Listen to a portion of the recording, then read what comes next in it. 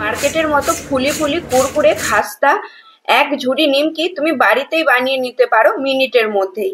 নিমকি তো খেতে আমরা সবাই পছন্দ করি, বাট খুবই সময় সাপেক্ষ। কিছু সময় লাগে নিমকি বানাতে, কিন্তু নিমকি ফ্রাই করার আগে তুমি এই কয়েকটা কাজ করে রাখলে মাত্র 3-4 মিনিটে নিমকি রেডি হয়ে যায়। আর নিমকির টেস্টটা আরো একটু অন্যরকম ভালো করার জন্য এখানে আমি চিজের কিউবও অ্যাড করব। দেখে নাও তবে পুরো ভিডিওটা। এখানে 1 কাপ ময়দা আর 1 কাপ আটা, 2 চামচ বাটার আর হাফ চামচ নুন দিয়েছি। আর এখানে আমি 3টে চিজ কিউবের অ্যাড করব। এগুলো প্রসেস চিজ নিয়েছি আমি। নিমকিটা বানাতে হলে তোমাকে এই প্রসেস চিজেরই ইউজ করতে হবে। এটা যে কোনো মার্কেটে দোকানে তুমি ইজিলি পেয়ে যেতে পারো। চিজটাকে আমি খুব ভালো করে এইভাবে গ্রেট করে দিয়ে দিলাম। এবার বাটার, চিজ, ময়দা, নুন খুব একসাথে সবকিছুকে ভালো করে মেখে নিতে হবে।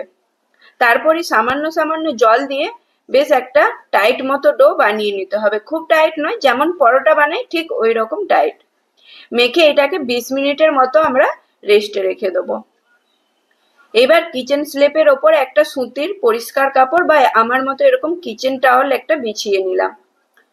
আর এই আটা মাখাটাকে আরো একটু হাতে করে দলে নিয়ে এইভাবে একটা বড় সাইজের লেচি কেটে নিলাম।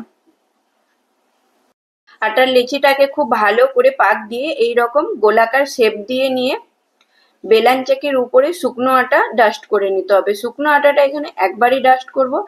আর এই রুটিটা বেলতে আমরা এখানে কোনো তেল আর আটার ব্যবহার করব না, এমনিতে এটাকে খুব ভালো করে বেলে নেওয়া যাবে। তো চারিদিকে খুব ভালো করে সমানভাবে এইভাবে বেলে নিতে হবে, কোনো তেল ছাড়াই। তারপরে একটা পিৎজা কাটার দিয়ে এর চারদিকের সাইডগুলো এইভাবে বাদ দিয়ে নিলাম, যাতে নিমকির সাইজগুলো একদম পারফেক্ট আসে। নিমকি কাটাগুলো কোথায় শুরু করেছিলাম আর কোথায় শুরু হলো, ঠিক সেই ছোটবেলার সাদা কপিতে লেখার মতো টেরা বেঁকা।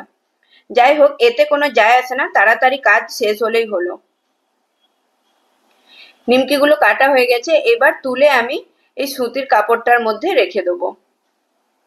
এরপর এইখানে আমি আরো একটা শীট রুটির বানিয়ে নিয়েছিলাম আর এইভাবে কাট করে নিয়েছিলাম। একসাথে এখানে আমি 2টো রুটির শীট কাট করে নিমকিতে ভেজে নেব। ছান্তার মধ্যে নিমকিগুলো নিয়ে তেলটাকে গরম বসিয়ে রেখেছিলাম। হাই ফ্লেমে তেলটাকে খুব ভালো করে গরম করে নিমকিগুলো দিয়ে দিতে হবে।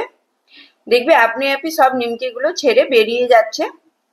নিমকিগুলো কাট করে রাখার পরেও এরকম জড়ানো অবস্থায় থাকলেও ফ্রাই করতে কোনো অসুবিধাই হবে না, তেলটা যদি তোমার খুব ভালো গরম থাকে। হাই ফ্লেমে তেলটাকে গরম থাকা দরকার। আর এইভাবেই ঠিক 3-4 মিনিট হাই ফ্লেমে নিমকিগুলোকে ফ্রাই করে নিতে হবে। একদম ক্রিস্পি কারারা নিমকি তৈরি হয়ে যাবে। মার্কেটের থেকে দ্বিগুণ তো ভালোই, আর হেলদি তো বটেই। সকালবেলা বা বিকেল বেলা 1 কাপ গরম চায়ের সাথে এই কুরকুরে নিমকি একদম আসরকে জমিয়ে দেবে। নিমকিগুলো ফ্রাই করে হালকা একটু ঝাঁকিয়ে নিও, এক্সেস অয়েলটা বেরিয়ে যাবে। আর আওয়াজটা শুনে বুঝতেই পারছো কতটা কুরকুরে হয়েছে। নিমকির আকারে কাট করে 2 হাতে করে এইভাবে তুলে নিতেও পারো, এতেও তাড়াতাড়ি হয়।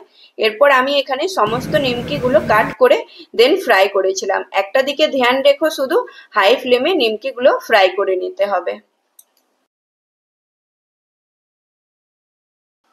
নিমকিগুলো ভাজার সময় কিন্তু একদম কন্টিনিউ তোমাকে এইভাবে একটু নাড়াচাড়া করতে হবে, নইলে এক সাইড সাদা রয়ে যাবে আর এক সাইড এইরকম ব্রাউন কালার আসবে। হালকা ব্রাউন হওয়ার আগেই তুলে নেবে, তবে দেখবে এরকম গোল্ডেন কালারটা আসবে। দেখতে যতটাই সুন্দর, খেতে খুবই টেস্টি হয়েছিল, ট্রাস্ট মি। দেখা হচ্ছে আরো একটি নতুন ভিডিওতে। ততক্ষণের জন্য take care and bye by.